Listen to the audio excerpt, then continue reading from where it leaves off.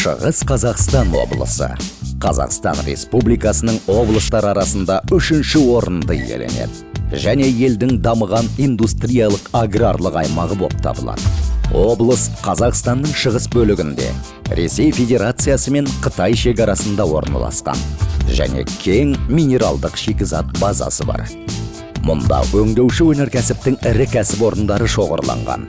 Бұл ретте түсті металлургия кәсіпорындары облыстың өнеркәсіп бөлімдерінің жалпы көлемінің жартысынан астамын шығарады. Түсті металлургиямен қатар машина жасау, энергетика, химия және ағаш өңдеу, жеңіл және тамақ өнеркәсібі, сондай-ақ құрылыс материалдарын өндіру салалары серпінді дамуда.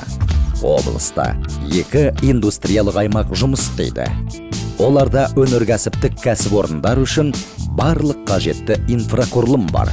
Табиғи климаттық жағдайлар ауыл шаруашылығын дамытуға қолайлы.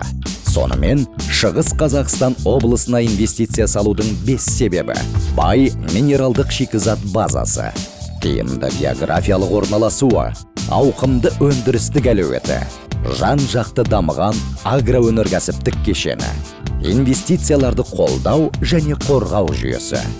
Шығыс Қазақстан облысына инвестиция салыңыздар.